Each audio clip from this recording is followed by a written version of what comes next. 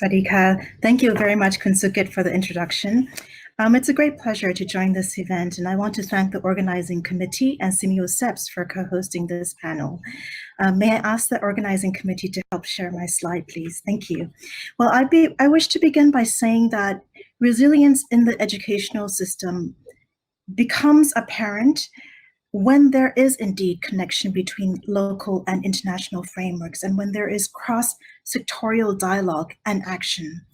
This means connecting local understanding, the application, and even philosophies such as sufficiency economy to global frameworks such as sustainable development goals.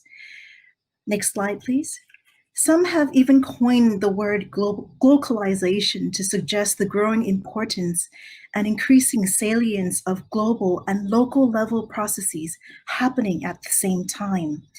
In the university realm, that means we have to highlight this connection because students need to understand both the local and global context to fully embrace their understanding of world issues.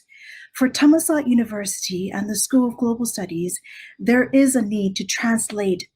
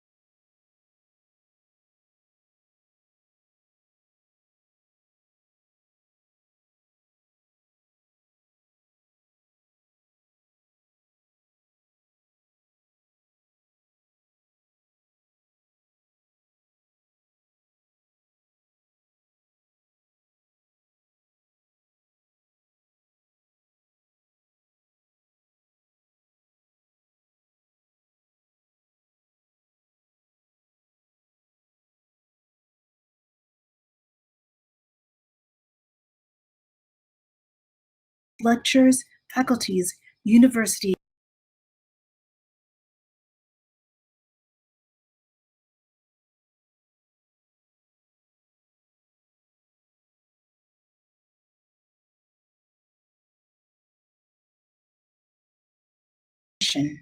Next slide, please. There are indeed several domains of SDG application when it comes to Thammasat and the School of Global Studies. We have set up an SDG lab as part of the school.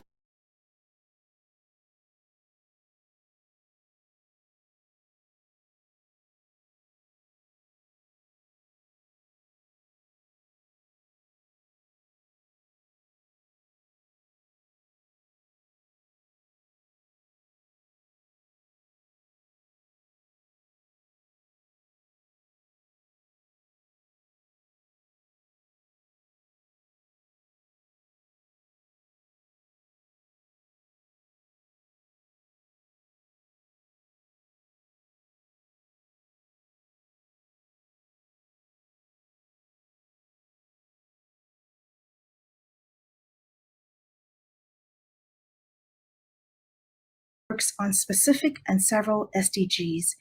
And if there are opportunities to cluster projects or ideas leading ultimately to a cross-sectorial work or research, then we build upon interdisciplinary and transdisciplinary approaches that bring different disciplines, different sectors, and types of knowledge, whether it's traditional, practitioner, expert, citizens, and so on, together to help illuminate all aspects of complex social, environmental, or even economic challenges. We also recognize that funders, including government agencies, international banks, and corporate sectors are increasingly framing funding calls around the achievements of SDGs. So this is a great opportunity for more research. Next slide, please. Outreach is another important way that universities can have an impact on sustainability.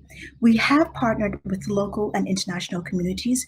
We have also partnered with public and private sector. Our recent effort was on the circular economy, working with SEAMEO SEPs, Indorama Ventures, and several UN agencies. Another upcoming event that we will be having is an ICT challenge focusing on the integration of technology and young woman population. In this outreach platform, our intentions are to encourage and build upon platforms that are meaningful and cross-sectorial. We intend to increase the level of participation and citizens' engagement by organizing an event that is open to the public.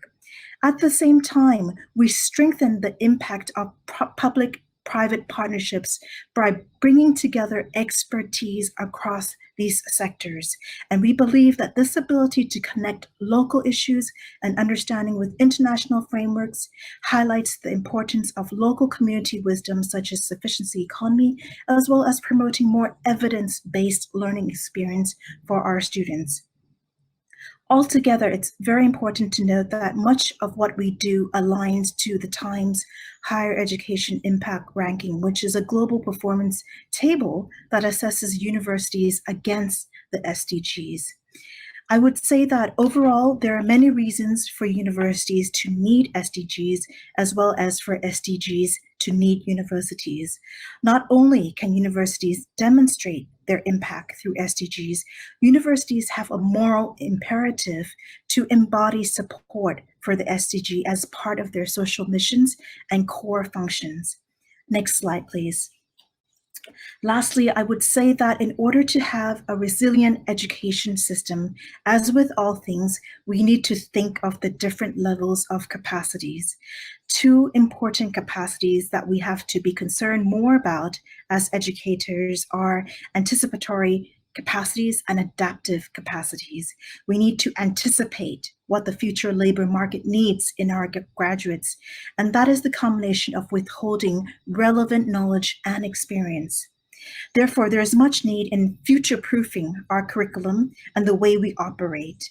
Universities need to ensure that they are agile, they're change-ready, and future-focused so that they remain relevant, not just for the jobs that exist today, but for those that will exist in the future.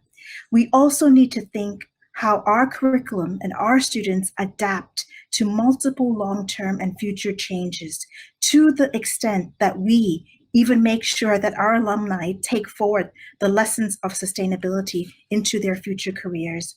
Finally, I would say that universities are increasingly rethinking their role in the 21st century and are looking to be both responsive to societal needs and to become agents of change towards solving global challenges.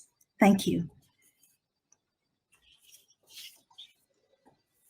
Thank you very much.